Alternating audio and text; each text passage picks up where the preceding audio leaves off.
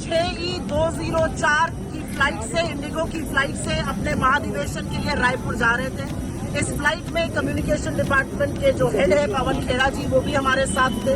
जब हम लोग चलने वाले थे तभी पता चला ये मनमानी तानाशाही नहीं तो और क्या है। क्या आप लोगों को अब फ्लाइट करने से रोकेंगे? आप तुलना कीजिए राहुल गांधी से, किस परिवार में जन्मे लेकिन संघर्ष कर रहे हैं। संघर्ष भी ऐसा संघर्ष कि अच्छे अच्छे लोगों को प्रेरणा मिल जाती है उस संघर्ष से। अब नरेंद्र मोदी की किस्मत में लिखा है कि 75 की उम्र के बाद संघर्ष है तो हो।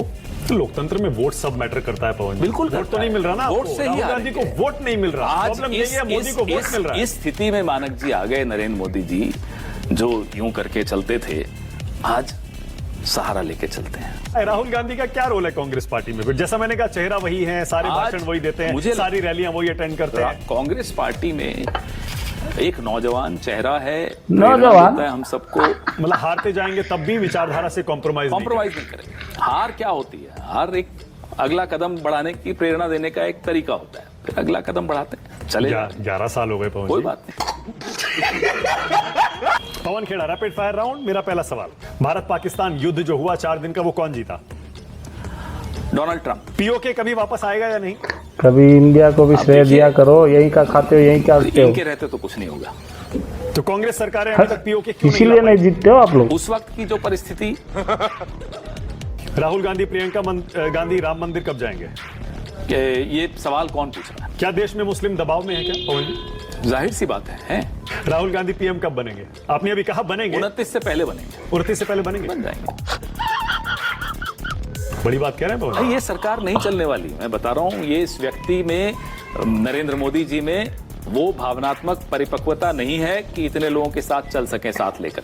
ओके, अब मैं कुछ नाम लूंगा पवन जी, जो पहला शब्द ध्यान में आता है वो बताना है। S Jaishankar. Confused. Narendra Modi. Super flop show. Rahul Gandhi. Very very bright future of the country under him.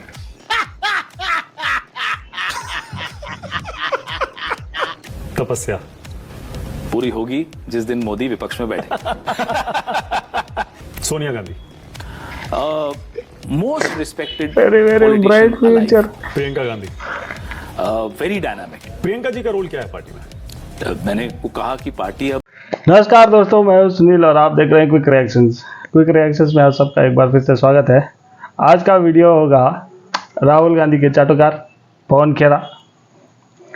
Rahul Gandhi के बाद किसी का बेइज्जती देखा हूं मैं आज तक तो सिर्फ पवन खेड़ा का देखा हूं। खेड़ा या पेड़ा भगवान जाने, इनको जितना भी बोलो आप, ये चाटुकारिता करना, तलवे चाटना छोड़ते नहीं है राहुल गांधी।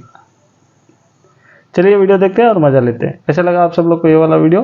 अच्छा लगा हो तो प्लीज़ लाइक शेयर और सब्सक्राइब कर दीजिए, नहीं तो आपका जो कमेंट्स थॉट्स है कमेंट्स में बता के जाइए।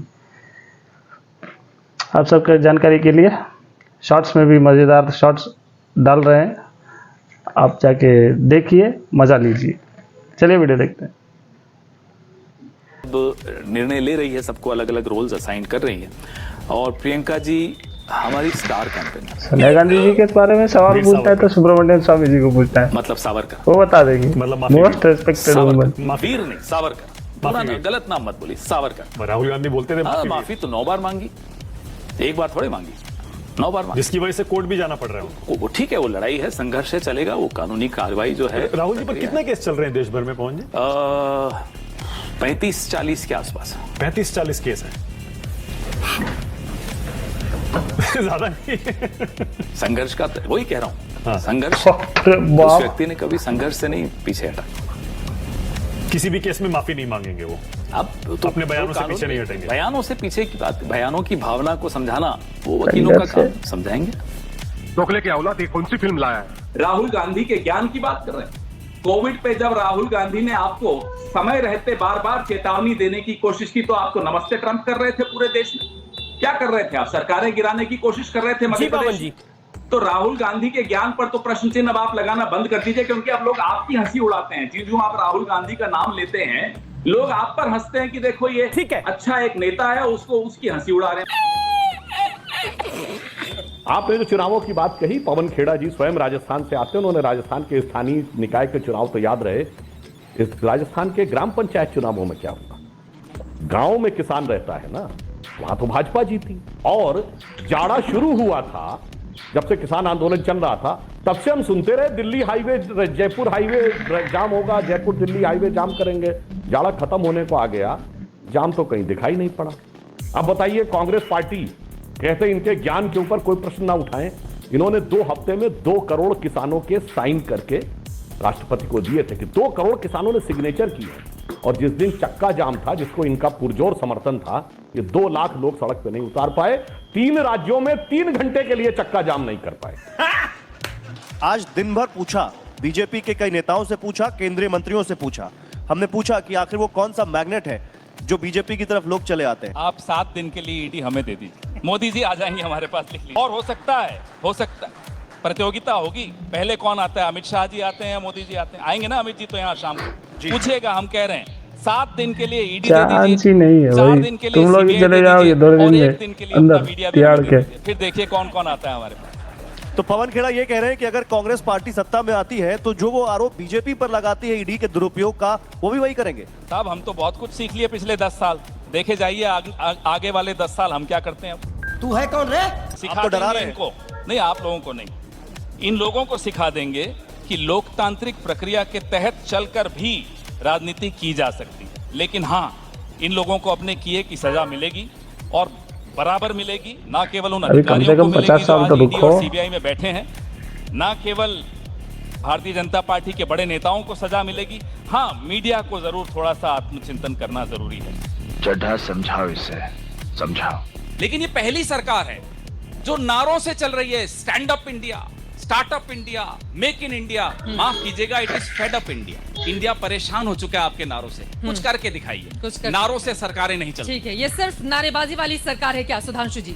नहीं, नारे का स्वरूप ये बदल रहे हैं। हमारी सरकार का नारा था बेटी बचाओ, और ये जितने आप लोगों ने देखा ना, सब लोग कर्नाटक में दिखाई पड़े, इनका नारा क्या था? बेटा बचाओ।